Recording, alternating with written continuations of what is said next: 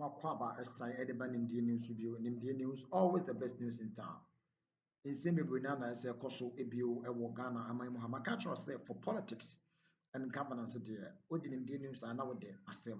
We bring you all news and Ebio Sono Yedi AC, Amai want also in Ansho Brown, and Musa to Miakabi. Yenti and Simbia, AC, whom baby as Susan at the bottom, and so Ebefa. Ghana had politics is about NPP, NDC, and all other political parties are a trenchia waha. And now what in some say, which now what in some say, now in some be essay. I'm a per se, ye betie a 9.4 second comedian who anum. Ye betie in some no about you are near the adventure and so about. Press out the comment. Everybody said a baby to me, Unia King and so dear man before that, no so no subscribe to your channel, no. Name the news, and some all other relevant news if a politics from our Ghana.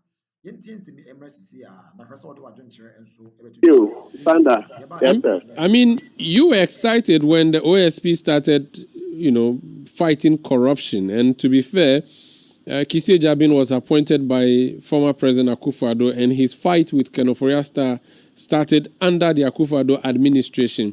Many persons in the Akufo-Addo government at the time thought that he was a sellout, a traitor, and all of that. But many also thought that he was doing a good job going against the administration that appointed him. Tonight, this new government, 9 months into office or 10 months into office, the Attorney General is saying to us they are simply having difficulties taking the docket from the OSP in order that they can extradite Ken Ofori-Atta, a thing that the OSP has been claiming all these years was working on. Are you able to read between the lines? It looks a bit blurry for me. Okay, so Sandra, the first point is that let me know this, unless maybe my memory is bad.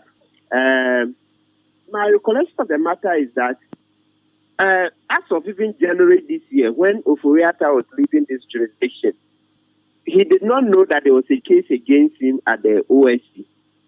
So I'm not exactly sure how much he fought, Kisi Jabin fought Ofori-Atta while they were in government, because the OSP itself admits that when Ofori-Atta was leaving this country in January 2025, he did not know. So it means that OSP had never invited him, OSP had never informed him. I'm not saying they should inform him he's under investigation, but it means that if anything, the investigations hadn't reached a stage where they called him in to come and do a caution statement, etc. So it's to put it in context to see whether Kisi really stood up to Ofori-Atta when Akufo-Addo was in office. If anything, I think that Kisi had been muscled. That's why Kisi Jabin came and sang the Ankwan Numa song, and I faulted him later. At that time, I didn't understand. It was after Akufo-Addo and co left that I understood that was the thing he was trying to tell us. But he should have been bold. Just say that, look, the president is interfering in the work, like Masinami did. You see, so I faulted Kisi Jabin for not having that courage. He didn't show the necessary courage. Look, sometimes it's better to fight a short fight, then you leave and somebody comes to continue, than you want longevity. You want to manage politicians, and then, because now this case has become an albatross around the neck of Kisi Jabin, the case is showing a lot of ineptitude in handling this matter. Look, when this Ofori-Atta matter came, I mentioned the first day I was interviewed that Ofori-Atta had succeeded in leaving this jurisdiction without anything on bail. I was like, you remember, Sandra, after the election, foot soldiers, NDC foot soldiers, started crying that close the airport. Sandra, you're a law student, you soon become a lawyer. I cannot suggest, I'm not by any stretch of imagination agreeing that we're going to literally close the airport so that the MPP appointees would not leave. Okay, that's not it. But within it, you could see that they could see that something would happen. So somebody makes noise. In the noise, there's some wisdom.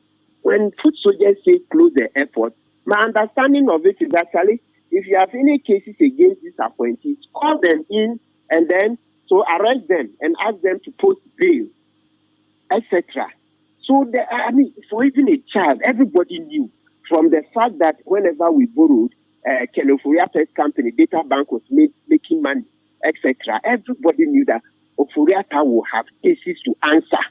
So I don't understand how Ofori-Atta could have left this country without knowing that there was any case against him. And it's OSP that said it, that yes, they had never called him in for any investigation. So it's right that Oforiatta, when he was leaving, he didn't know that there was any single case against him. This beggars belief.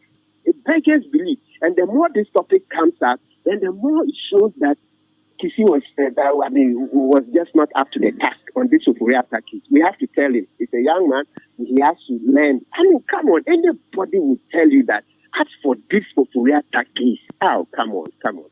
Now, there is a view from some cynics and critics of Kisi Jabin that he was simply engaging in cover-up, and that what he was doing, going after Ken Oforiatta, calling him a fugitive of justice, issuing Interpol red notice. People who are against Kisi say that this was a ruse. Do you agree with them that this was actually a ruse? Under that one, then because I'm a lawyer, if I join lawyers, and if other lay people will flame me, they will say that no, as a lawyer, I'm not allowed to. So by the ethics of the profession, because I have to deal with evidence. So you see that I'm the same person. I've told you just less than a minute ago, the analysis I did, that one, it was based on facts. So I could come out and say he hasn't shown due diligence and competence in exercising his office. In respect, I'm being very careful in respect of the Oforiatta case. So that one I had facts, so I could take out my neck. But this one, these are gut feelings, which citizens are entitled to express. Okay. But because I'm a lawyer, that one I cannot join. I was thinking you would wear your citizen and anti-corruption hats and temporarily be a demonstrator and speak, but no problem. I grant you that. My next question would be, we've had the Deputy AG come out in public to lament about the seeming lack of cooperation from the Office of Special Prosecutor. That doesn't augur well for two institutions that are supposed to lead the charge in fighting crime and corruption in this country. Don't you think so? Yes. That one, 115%. It doesn't augur well. I know the thing that's surprising me is that, Kisi Jabin and Dr. Ayine have a special relationship. They have a special relationship. They were partners in a law firm. And it's possible, I think Dr. Ayine must have taught Kisi Jabin. Yes, Ayine must have taught Kisi. Yes. He taught Kisi Jabin. And then after that, that's at the University of Ghana Law School. After that, when Kisi became a lawyer, they practiced together. Yes, they were in the same law firm. Oh, and they did this famous case together. The appeal in the Tagore case. They won it together, Ayine and Kisi. They've always had a good relationship. So I somehow, a part of me is like, is it and I'm not saying it negatively. I'm like, is it the media funding this kind of thing? Well, maybe I shouldn't be using the word funding but maybe is it the media that's in a hurry for accountability?